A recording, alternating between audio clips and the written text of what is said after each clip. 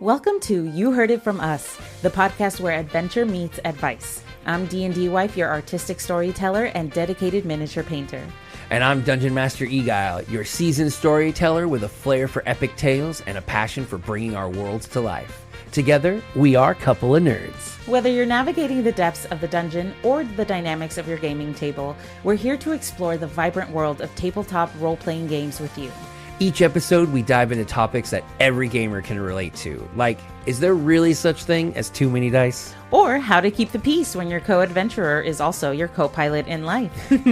We share our own trials, triumphs, and tales from the enchanting world of Extraeus and beyond, all while connecting with you, our amazing TTRPG community.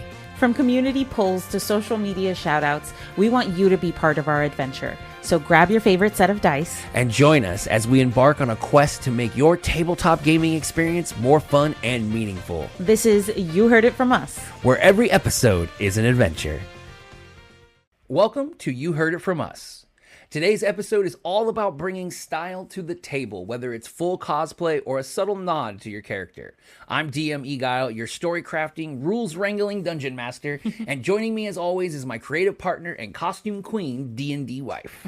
Yep, I'm the one who believes that a little character-inspired flair can go a long way toward making a session unforgettable. Today we're diving into what it means to dress up for the table, sharing stories, and of course, taking a look at how the community likes to bring their characters to life. So grab your favorite accessory and let's get into it. Yeah, I mean, you know, as always, we're trying to look for things that affect us and obviously affect the community. We kind of thought that it's one of those topics that's kind of grown with our table over the years. Yeah. So we wanted to kind of see what is everyone else's experience and how not better than kind of what is the gear you bring in. I think a few episodes back we talked about kind of what is the tools, the gaming, but what do you bring to yourself, right? How do you present yourself at the table? You know, and we've had a myriad. We've had the, you know, right after work wearing the same, you know, the uniform, the costume of work, essentially, you know, cosplay of a burger flipper or something. And we've had, you know, people going full out. Obviously, you being one of those. But we found that it is kind of that little like extra nuance that it comes to it, and it's really funny because.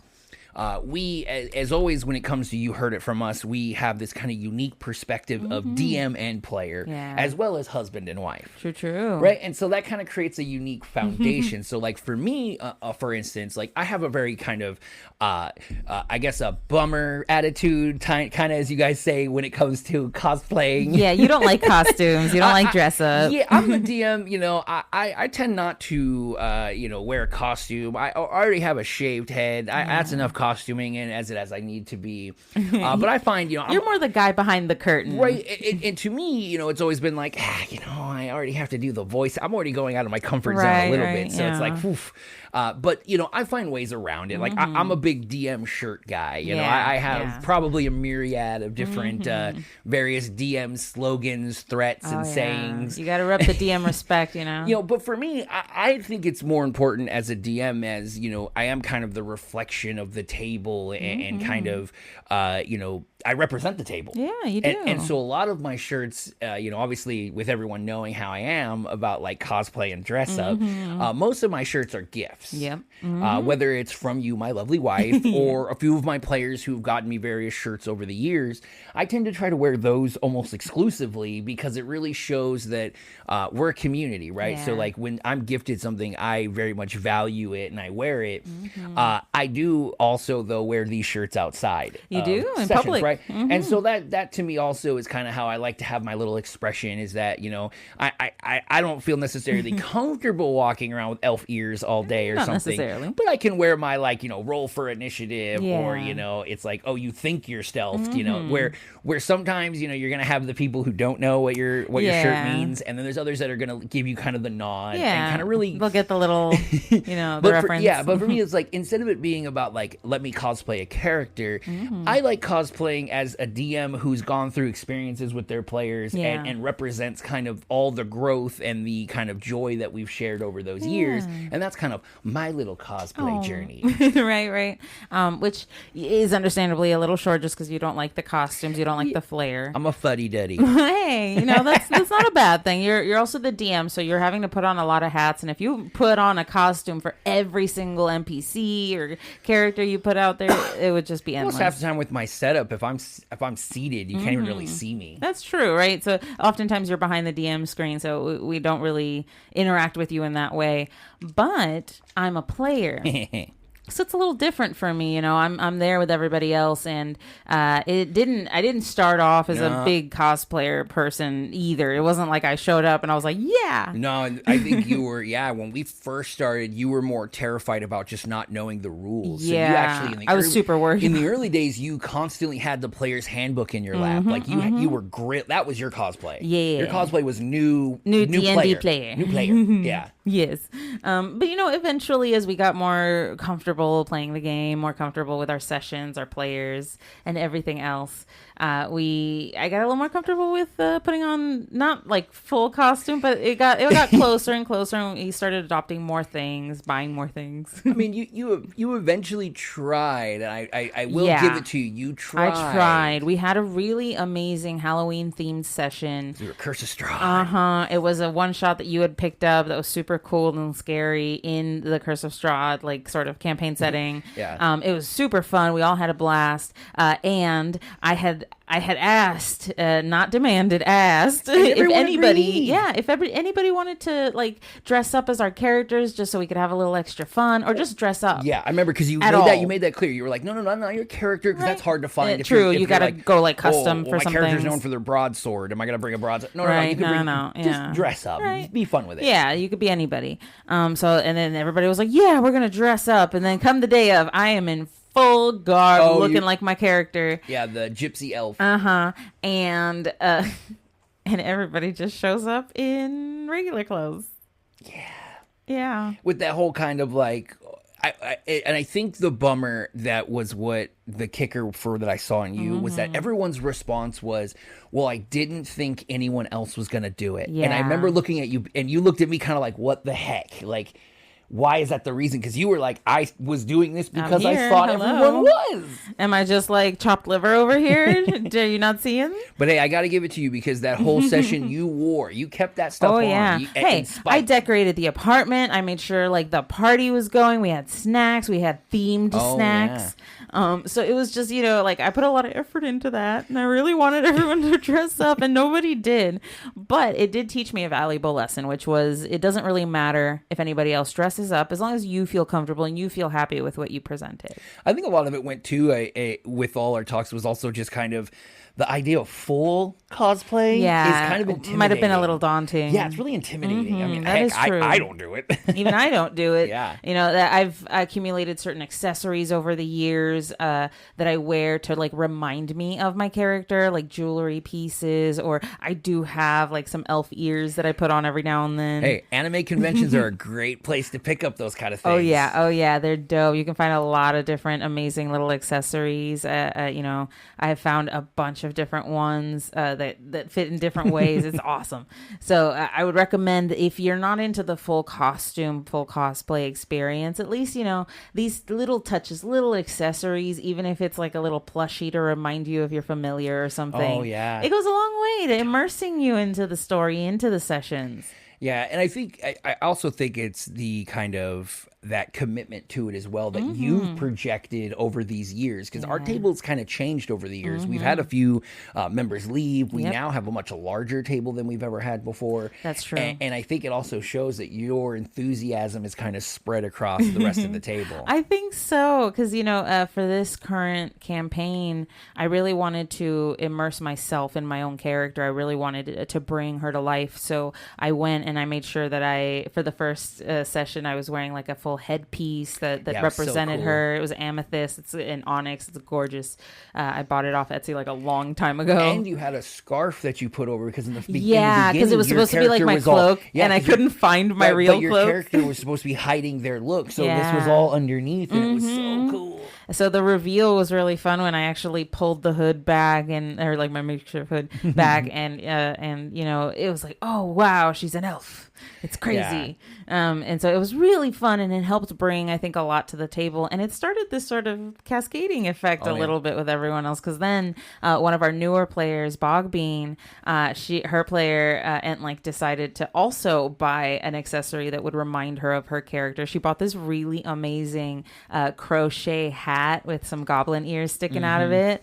So it's, you know, it's not full costume, not full cosplay, not like full body paint or anything like that. Right. But it's really fun. It's evocative of her goblin character, and when she puts it on, she just really becomes her. Like I've seen a very different shift from when she has the hat on and doesn't have the hat on. Right. And I feel like that's the biggest thing, is just those little character features, you know, whether it's a set of rings on every finger because your character's posh, and just instinctively seeing those things, and not necessarily for yourself, but for others, absolutely. right? Like they see you now almost like, holy cow, you're your character. Right. It makes you more real to them, more like the person that you're trying to be instead of who you are as a friend. You know, it changes everything. Right. I mean, we can't help that we're like incredibly visual people. We are, like, as so, humans. especially even D&D players, right? We just relegate a lot of it to our minds. Yeah. You know, it started off as an imagination game, but it really with miniatures and everything. When you can have those little touches to make it feel even more real, why not? Why not? Yeah. And so for us, you know, we thought too, right? Like, so we went through, I mean, this was years and years and years of different change and shifting. And so we kind of thought, well, heck,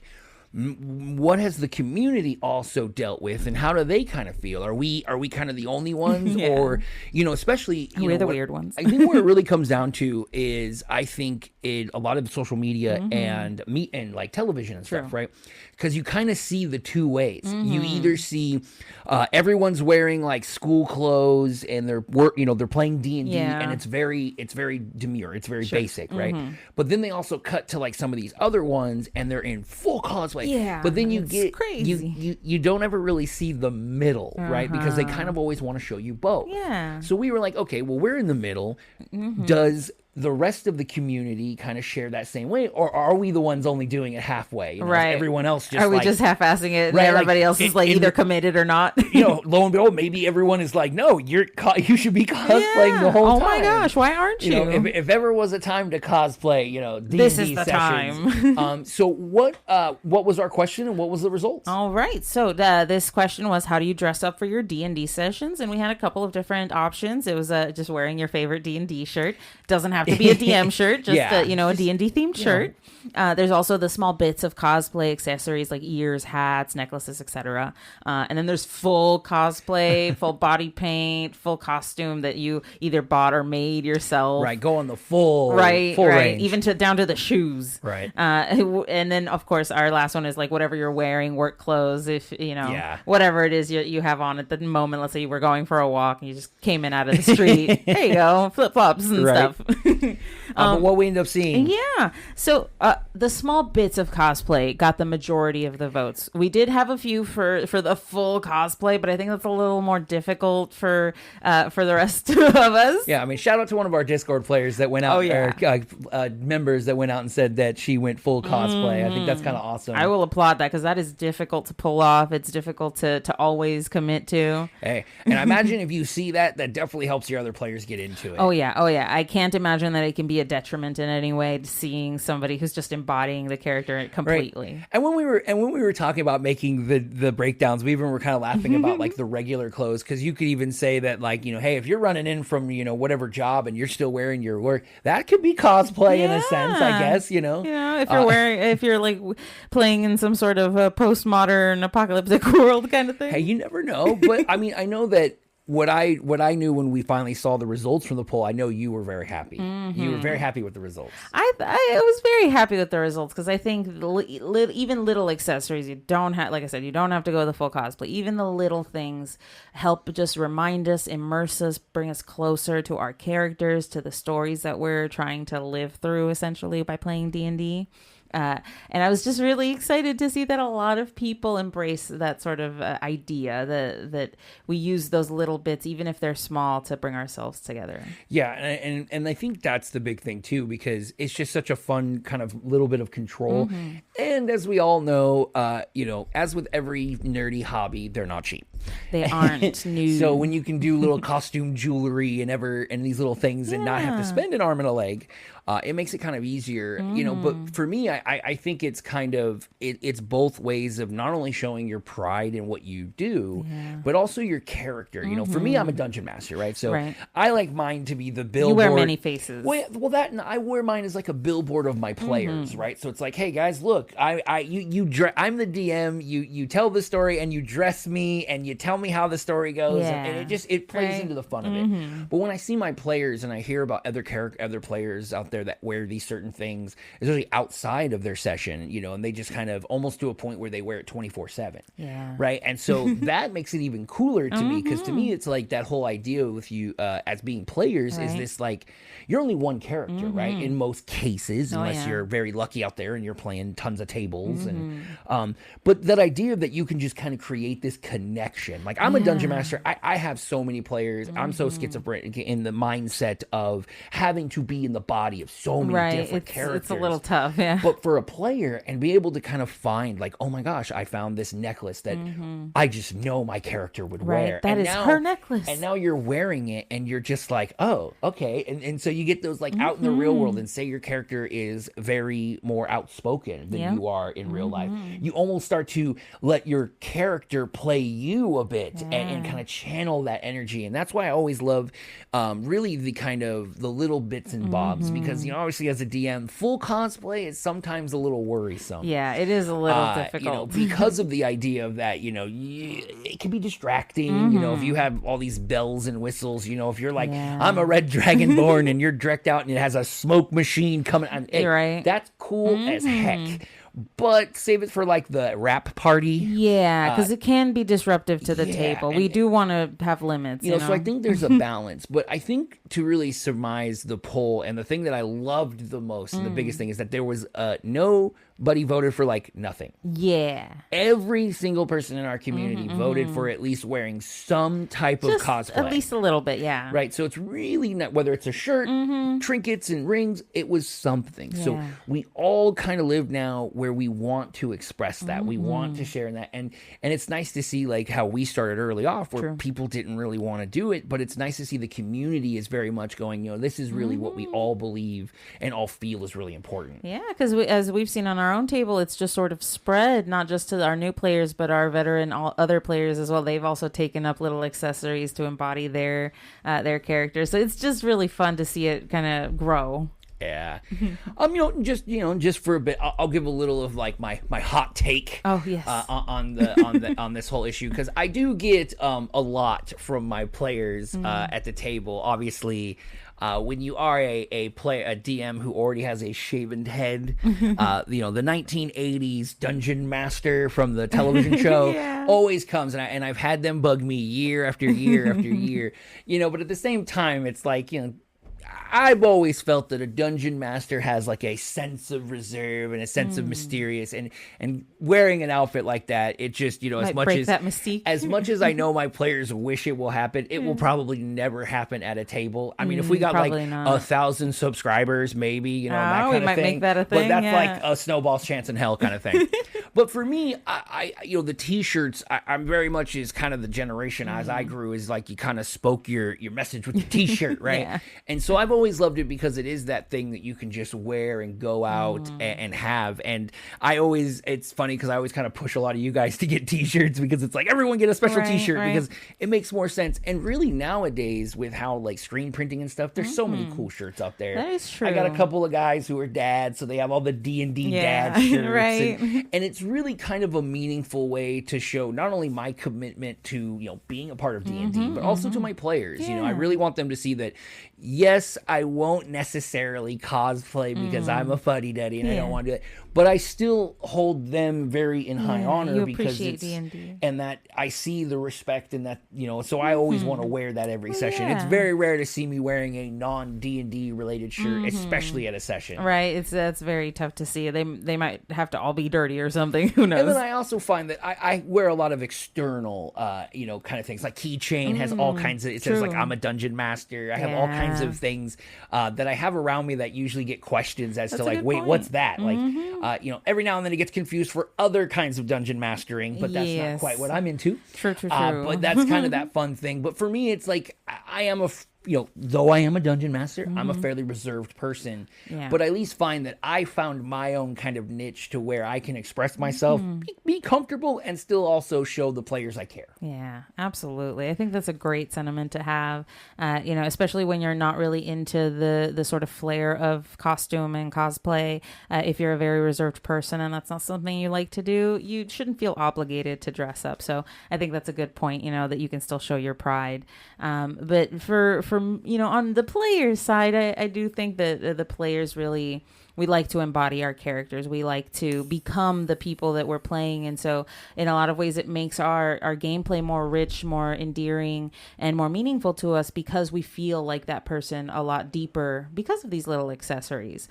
So I think that greater connection at the table, it helps not just you see your own character's connection to yourself, but it helps others see those elements too. And it creates those connections with other players, other people, deepening the sort of friendships that you create in the sessions.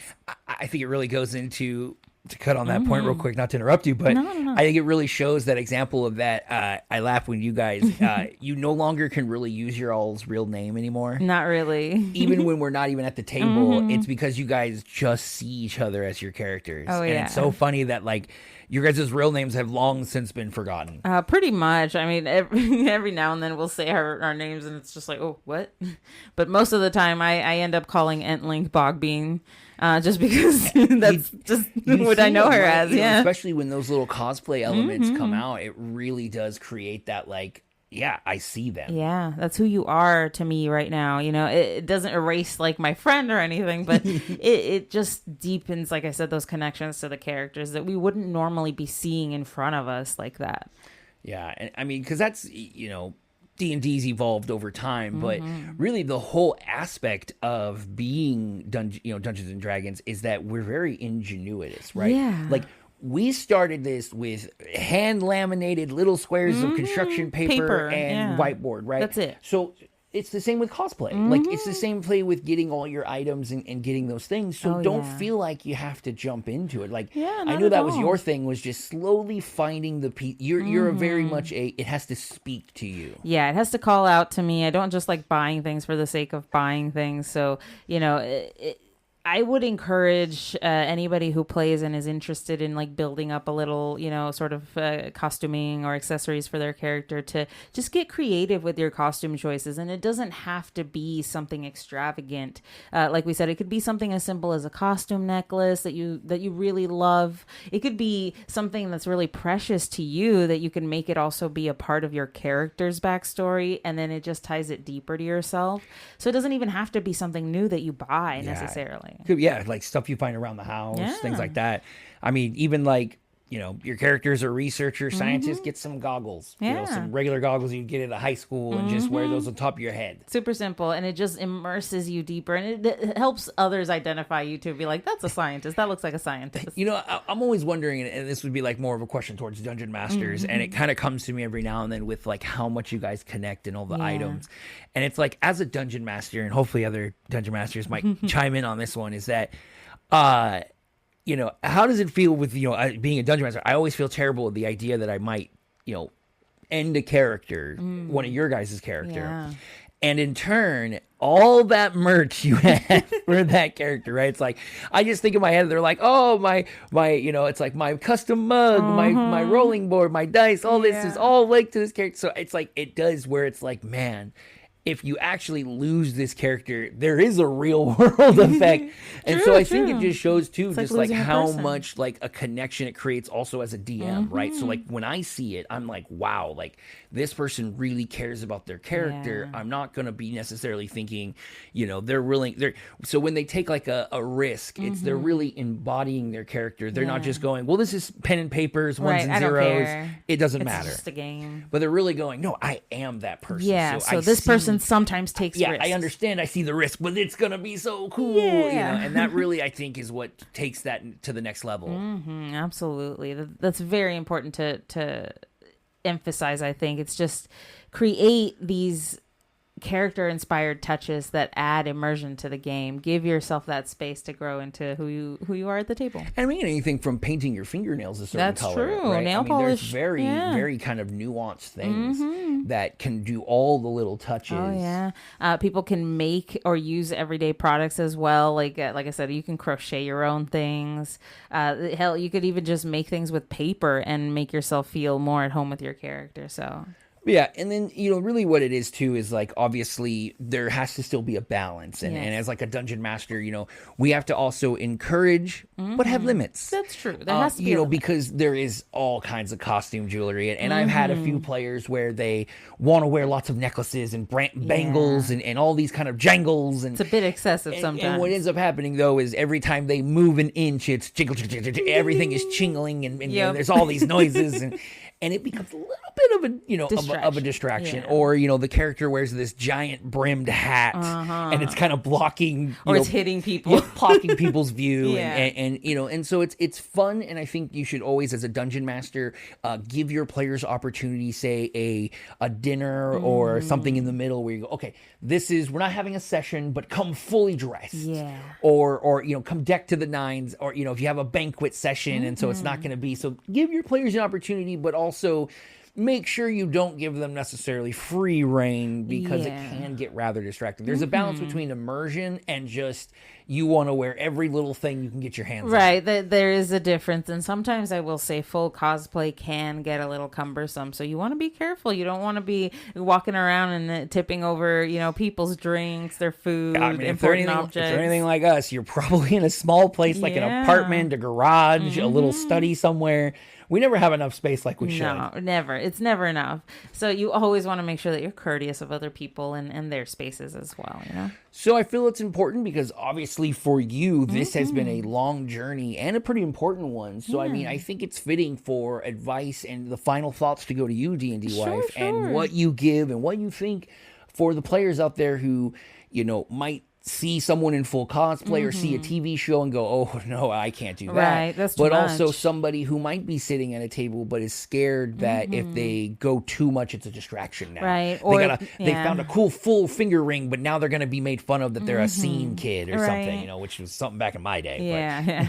No, there is always that worry that, you know, you'll be the only one who dresses up, and therefore you worry that you're going to be labeled the weird kid or the, you know. We're all weird kids, folks. Right. But it's important to note that anybody who's really playing D&D is already kind of a nerdy, weird kid. So we should embrace that. We shouldn't be worried that, you know, expressing ourselves is going to make others uncomfortable to a certain extent, right? There's always you want to wear what makes you comfortable as long as it doesn't like hurt others. But you know, you should feel free to express whoever your character is, whoever you are, without worrying about what others think. And even if they don't dress up, it shouldn't be a factor to you if you feel the need to express your character some way. And also, you shouldn't feel the need to go full costume if everybody else at the table is. You can show up in a t-shirt and you're just fine. Just don't do the t-shirt where it says, "This is my costume." Yeah, that's a little weird. That is true. We know it's not a costume. Yeah, right. And like, just to piggyback on that is like, really, yeah, there is no right or wrong. Like at the end of the day, it's really not right or wrong, but it's more of distraction, not a distraction. Right. But really at the end of the day, and what we push always here at the, you know, Couple of Nerds is, you know, it's about fun. It's about enjoyment. It's about not needing acceptance because we accept ourselves. Yeah. So you don't need them to say, okay, we're all going to cosplay this one weekend. No, you're going to say, I want to wear whatever I want to wear because it's my character. And as a DM, I will tell every player out there, we love it. Absolutely. We love it as Dungeon Masters because we see you guys being dedicated to your players. Yeah. We love it both as a good thing because we know you're here, you're wanting to play, and we love it in an evil, malicious way because it also means we have control. Oh, yeah. And you care about this character. And so you're going to want to do everything in your power to save them. Yep. We but know. I feel the biggest thing is, especially with new tables, it's super important because that really starts to break the ice. It can, yeah. It's conversation pieces. It starts a lot of different cascading that helps bond players further at the table. And honestly, at the end of the day, like I've always said, what's wrong with being top nerd? Yeah. I mean, if you want to come in a full suit of armor and you want to show that, you're that knight, dude, go for it. Maybe not full suit. The jingling, the clanking just make sure it's lubricated so it doesn't, squeak as much. A lot of WD-40. Have a friend with a tin can and you're good to go. Yeah, you'll be fine. And that wraps up today's episode on dressing up for the table. Whether you're rocking a full cosplay, a character-inspired trinket, or just your favorite nerdy t-shirt, we hope we've given you some inspiration to bring a little extra flair to your game nights. And we'd always love to hear from you and how you dress up for your TTRPG sessions. Join the conversation with us on Discord. Drop your thoughts in the comments. And if you really enjoyed today's episode, please leave us a review. It really helps us grow. And remember, there's no wrong way to express your inner adventurer. Thanks for tuning in with us, and we'll catch you next time on You Heard It From Us. Bye, everyone. Thanks for tuning in to You Heard It From Us. We hope you enjoyed the adventure and picked up a few tips for your own gaming table. But the journey doesn't end here. We'd love to hear from you. Join our Couple of Nerds Discord community where you can share your thoughts, ask questions, and suggest topics for future episodes. Whether you're a seasoned player or just starting out, there's a spot for everyone at our table. To keep up with all our latest adventures and episodes, be sure to like, share, and subscribe. Your support helps us keep the magic alive and connects us with even more amazing listeners like you. And remember, you can find us on all major podcast platforms. Just search for You Heard It From Us and hit that subscribe button. We can't wait to see you on Discord and hear your stories. Together, we can make the world of tabletop gaming even more magical. Until next time, keep rolling those dice. And may your adventures be legendary.